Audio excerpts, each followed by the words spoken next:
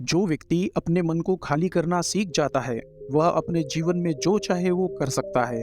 अगर हमारा मन खाली हो जाए, तो हम उसमें ऐसे विचार डाल सकते हैं, जिससे हम अपने मन की बड़बड़ को शांत कर सकते हैं। जो विचारों का सैलाब हमारे मन में चलते रहता है, उन्हें हम बहुत ही अच्छी तरह रोक सकते हैं। दोस्तों, अगर एक बार मन की बड़बड़ रुक जाए, तो हम अपने मन से जो चाहे वो करवा सकते हैं। इसीलिए अगर आप अपने मन की बकबक को शांत करवाना चाहते हो, तो इस कहानी को आखिर तक जरूर सुनिए और इस कहानी में खोने से पहले हमारे चैनल को सब्सक्राइब कीजिए। तो चलिए आज की कहानी शुरू करते हैं। एक नगर में एक नौजवान युवक रहता था। उसका नाम विवेक था।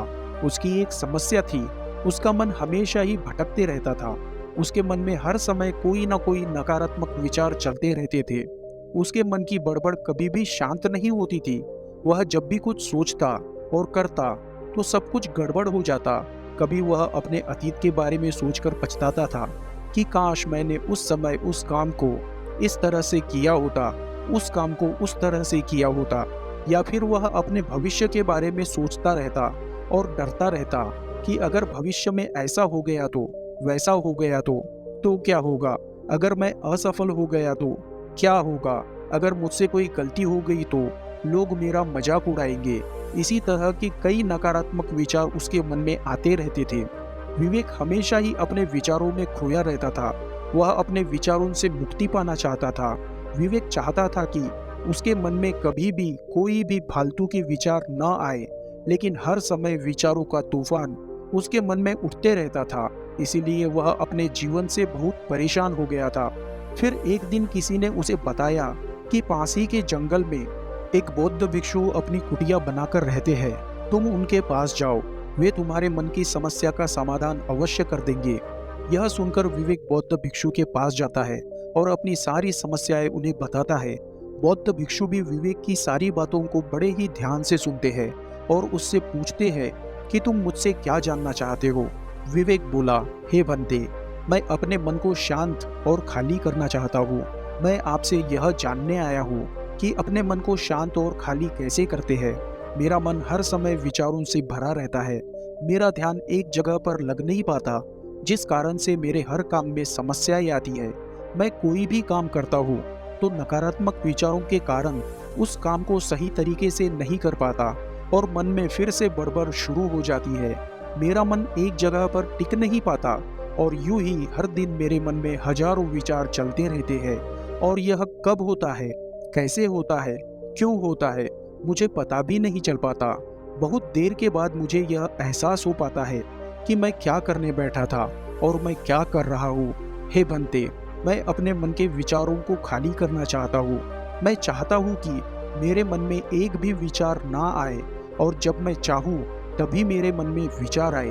तब बौद्ध भिक्षु ने कहा, किसी समस्या का समाधान तभी निकाला जा सकता है जब हम समस्या की जड़ तक पहुंच जाते हैं, उस समस्या को ठीक से समझ पाते हैं और जानते हैं। बौद्ध भिक्षु आगे बोले, जिस मन को तुम खाली करना चाहते हो, क्या उस मन को कभी तुमने ठीक से समझने की कोशिश की है? विवेक ने कहा, भंते, मैंने अपने मन को समझने की बहुत कोशिश की है। मैं जितना अपने मन के बारे में जानने की कोशिश करता हूँ, उतना ही यह मेरे लिए रहस्यमय होता जाता है।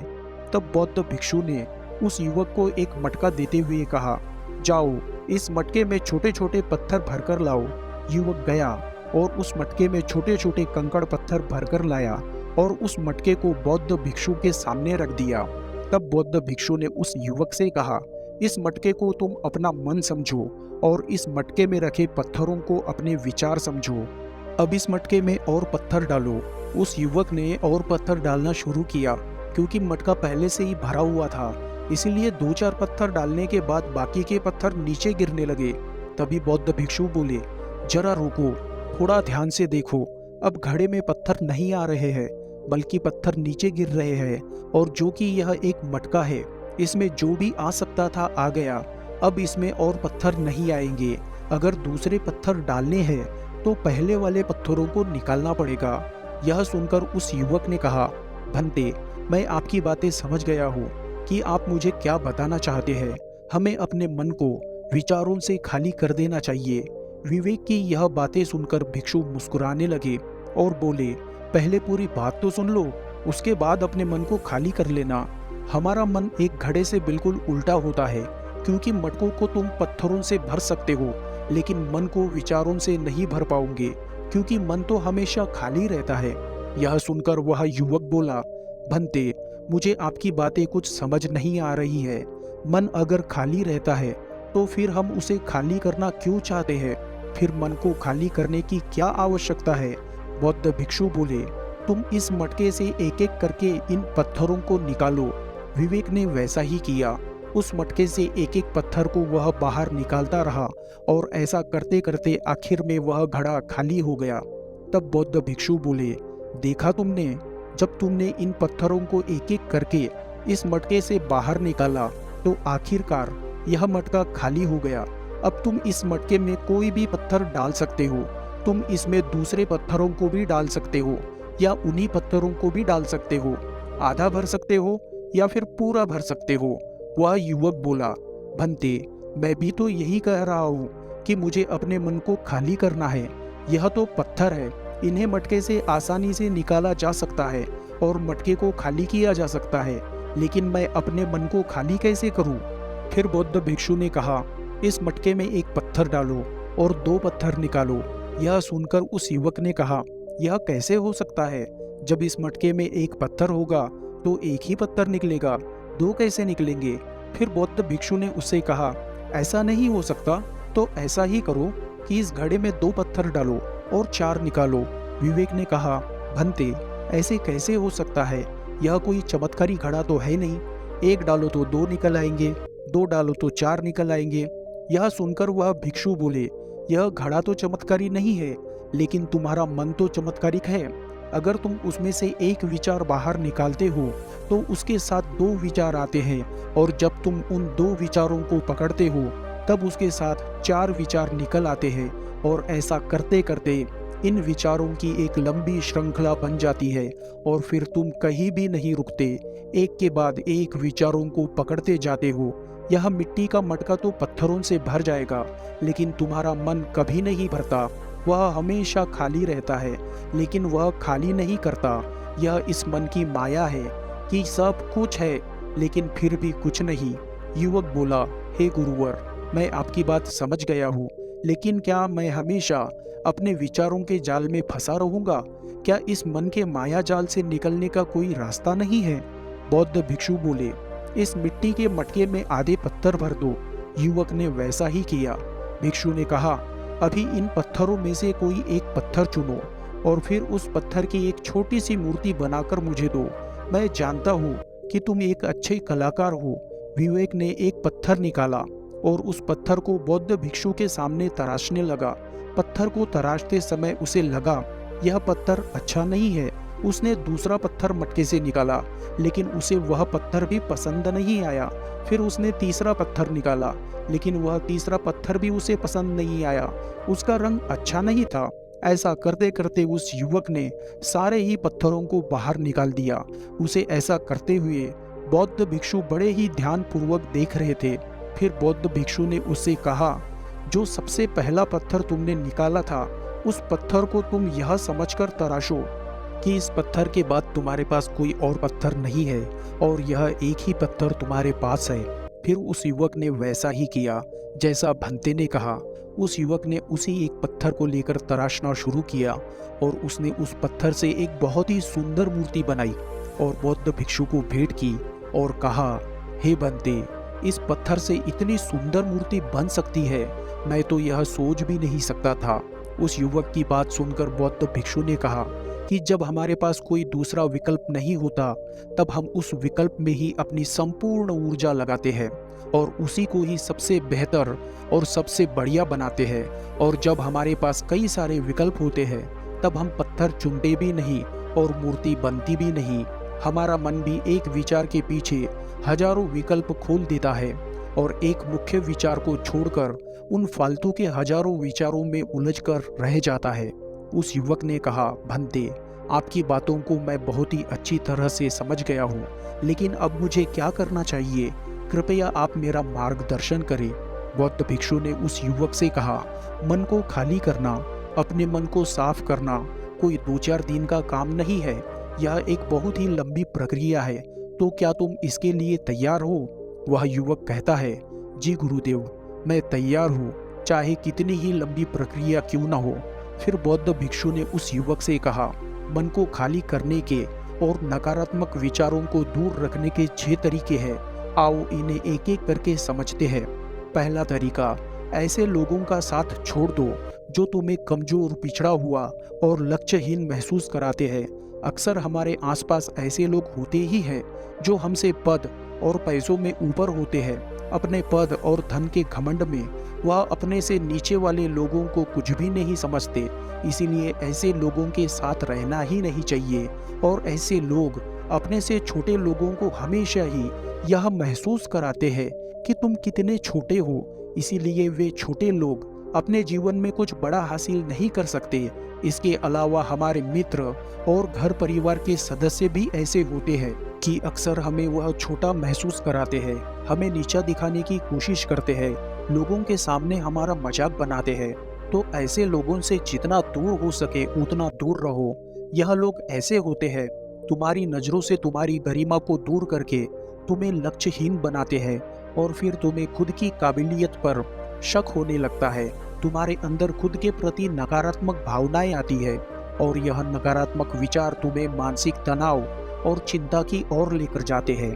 दूसरा तरीका, तुम हमेशा ही कम और चुनिंदा लोगों से मित्रता करो।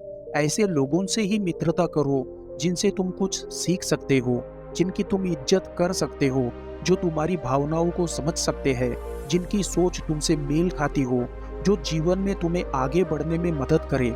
हमारे जीवन और चरित्र में हमारे माँ बाप के बाद हमारे मित्रों का ही सबसे ज्यादा योगदान होता है। इसीलिए मित्रों का सही होना भी सबसे आवश्यक है। ऐसा कहा भी जाता है कि तुम उन 5 लोगों का प्रतिबिंब हो जिनके साथ तुम सबसे ज्यादा वक्त बिताते हो। अगर तुम्हारे आसपास के 5 लोग जिनके साथ तुम सबसे ज्यादा वक्त बिताते हो वे ईमानदार हैं, तो तुम भी धीरे धीरे ईमानदार बन जाओगे। अगर वह 5 लोग धनवान हैं, तो तुम भी धीरे धीरे धनवान बन जाओगे। कहने का अर्थ है कि तुम वैसे ही बन जाते हो जैसे लोगों के साथ तुम अपना समय व्यतीत करते हो। किसी महान दार्शनिक ने कहा था कि तुम मुझे किसी भी इंसान के मित्रों से मिलवा दो, उनके मित्रों को देखकर मैं उस इंसान का भविष्य बता दूंगा। हमारी सबसे बड़ी समस्या यह है कि हम लोगों को ना नहीं बोल पाते हैं। जिन लोगों के साथ हम रहना पसंद भी नहीं करते, ना चाहते हुए भी हमें उन नकारात्मक लोगों के साथ वक्त बिताना पड़ता है। इसीलिए सबसे पहले हमें अपनी जिंदगी में उन लोगों को ना कहना सीखना पड़ेगा जिन लोगों के साथ रहकर यह लगता है कि यह हमारी जिंदगी खराब कर रहे हैं। अगर यह हमारी जिंदगी में ना हो तो शायद हम ज्यादा खुश रहेंगे। बौद्ध भिक्षु आगे बोले, तीसरा तरीका है, तुम कभी भी अपना अतीत नहीं बदल सकते, लेकिन तुम अपना भविष्य जरूर बदल सकते हो। इसीलिए तुम्हें पूरी तरह से वर्तमान में रहते हुए उन चीजों पर, उन कामों पर ध्यान देना होगा जो तुम्हारे नियंत्रण में है, जिन्हें तुम आज कर सकते हो, अभी कर सकते हो। बौद्ध भिक्षु बोले, मेरी एक बात हमेशा याद रखना, केवल वर्तमान में रहकर भविष्य को संवारा जा सकता है, अतीत में रहकर नहीं। इसीलिए वर्तमान में जीने की आदत बना लो। चौथा तरीका, तुम हमेशा पौष्टिक और सुपाच्य खाना खाओ।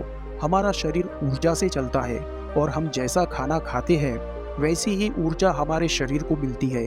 अगर हमारा शरीर स्वस्थ नहीं रहेगा तो हमारा मन स्वस्थ कैसे रहेगा?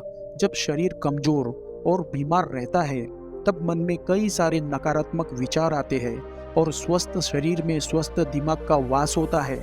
इसीलिए शरीर को स्वस्थ और मजबूत रखना हमारी सबसे पहली जिम्मेदारी है।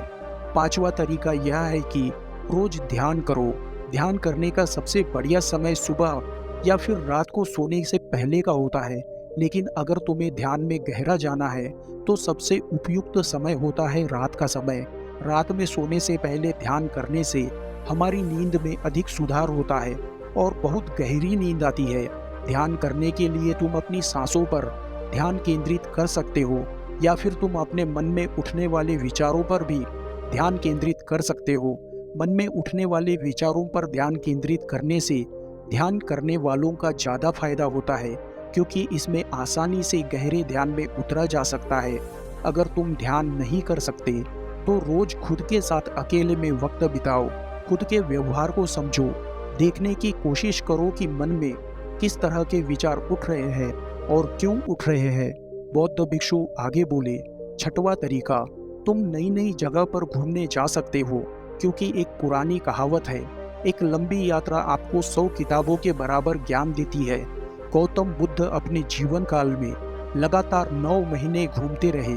उनके भ्रमण करने का एक ही कारण था, नई नई जगह पर जाने से ज्ञान की प्राप्ति के साथ साथ हमारे मन को एक नयापन प्राप्त होता है। नई जगह घूमने जाने पर हमारा मन उत्साहित होता है। बौद्ध भिक्षु आगे बोले, अपने मन के जाल में कभी मत फंसो, अपने मन को खाली करने की कोशिश मत करो, अपने जीवन में ध्यान करना सीखो, अपने ध्यान को केंद्रित करो, अपने ध्यान में एकाग्रता लाओ और जो अपने जीवन में कर रहे हो उसे पूरी मेहनत के साथ और अंतिम समझकर करो और उस काम को ऐसे करो कि उस काम के बाद तुम्हें और कुछ नहीं करना है। और फिर जब दूसरे विचारों पर काम करो तो बस उसी पर काम करो, किसी तीसरे विचार पर नहीं। मन के माया जाल से निकलना इतना आसान नहीं है, लेकिन ध्यान करने से सब कुछ पाया जा सकता है। तो दोस्तों, आशा करते हैं आपको कहानी अच्छी लगी है, आपने इस कहानी से कुछ सीखा है। तो कहानी को लाइक और शेयर जरूर कीजिए और ऐसी ही प्रेरणादायक कहानियों के लिए चैनल को सब्सक्राइब कीजिए और बेल आइकन को प्रेस कीजिए। मिलते हैं अगली कहानी में, तब तक के लिए अपना ध्यान रखें। धन्यवाद।